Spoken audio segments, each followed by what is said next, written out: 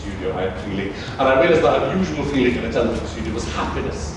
I just felt, because normally, work, like anyone's job, it's stressful, you're late and there's not enough money. And I sat there literally so happy. The song, Barry Gold, who does Doctor Who's done the music for us on it, and I'm going to sell it to you now because it's cool. I wanted to make this all of my life. When I was 11 years old, I was cast as Bottom in the school play, and that's literally when I kind of realised what plays were and what drama was. My lovely English teacher, our drama teacher, told me, is still alive and lives by me in Swansea, and I'm going to take her on set, Cecily Hughes, and she's just brilliant.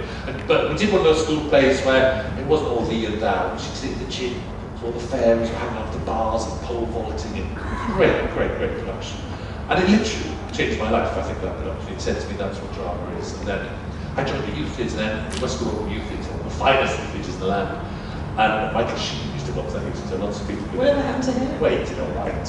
And when I was 15, I played flute, and then when I was 21, I played Lysander, and when I was 22, I directed A Midsummer's Dream at the Sherman Theatre in Cardiff, in the Sherman Arena. I loved that play. And from then on, that's 30 years ago, I swore I'd do it on television one day. I swore I would do it. And you know what finally kicked me to doing it was the Olympic opening ceremony in 2012.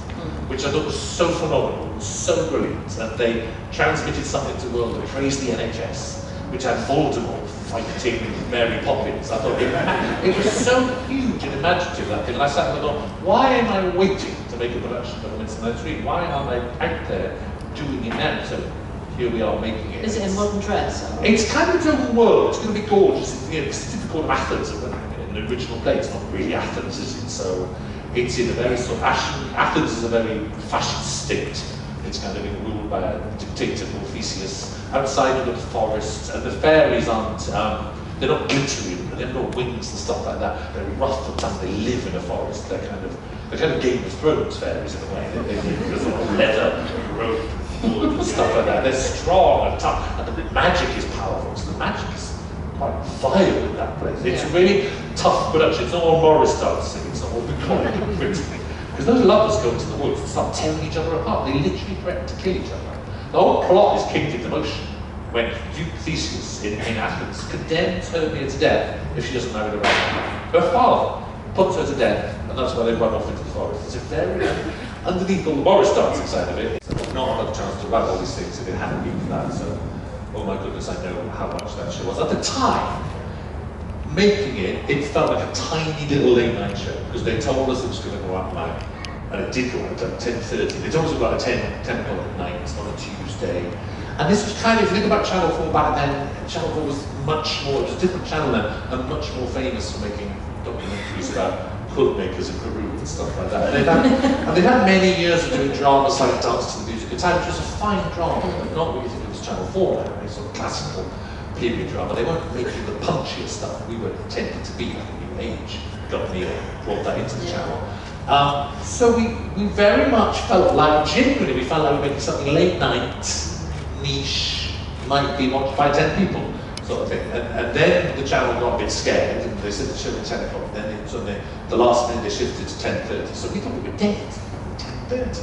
That's a dreadful slot. And so we kind of just expected it to just slink away. I was very proud of it. I kind of knew I'd written it well. I thought the cast were lovely. I was very excited by it, but we were kind of ready to move on really. And then it just went mental. It's like, I got a gold disc for Quiz. So the soundtrack was #1. We got a gold disc. That is the maddest thing in the world. I read Willie Awards you might win. That's the best. Can you imagine?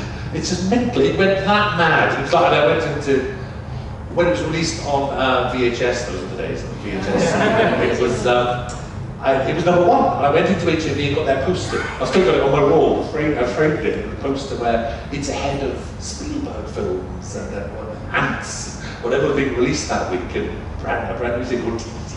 Some things were only on DVD, had little symbols next to denote they were on DVD, not us. And it was mad. For something we thought would be tiny. And I went to, there was a protest to save Baltimore Theatre. And in the daytime, so I went along to that, I got called, people like Julie Hesenhouse for that, I think. And there were 2 actors from the cast there, not the main actors, the woman who played Stuart's secretary, and a lovely man called Zane, who was only in 1 episode. And there were school kids there, and they were mobbed. They were mobbed. These two campuses were about 6 times mobbed by these school kids, because lots of kids were watching it on their portable. Because it's like being asked about joy. It's just lovely. So, how do you look back on that? Yeah, imagine, I mean, it must be fun of Linda Park, because she spent the rest of her life being asked about dead prostitutes. She's a fantastic writer, but I get asked about Daleks. It's I think I win. Really, it's much more fun. Is she here? She's going to kill me. She is. Oh my god. She's actually here. She looks like a scrapper. She laughing. I give up. She wins. Anyway, sorry, what were we saying? Yeah, how do you look back? There'd be 50 quid of trying to give money to it. How do I look back on it? Was it just a period of madness? I wish I'd enjoyed it more at the time. It was a blur of work, and I was actually, it's funny, because now I'm in the same studio as Doctor Who making this Midsummer Night's Dream. I got in the lift over this morning in my Cardiff flat, and this man was in the lift and went, "Hello, I'm Alex Kingston's husband." It's a funny place to live now. It's bizarre. And so it's when you see it all, I don't miss the workload. The workload was, we all work hard, but the workload was absolutely enormous. And that was all my fault. I made an enormous workload.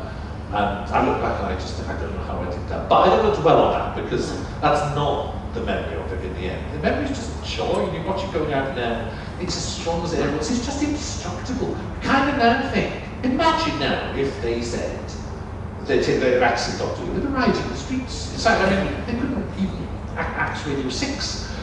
And if it was Doctor Who, can you imagine the uproar? I think it's literally impossible to conceive of now, and that's just joyous. Absolutely joyous. It's kind of properly in its place as a bedrock of broadcasting, as a British legend, as a thin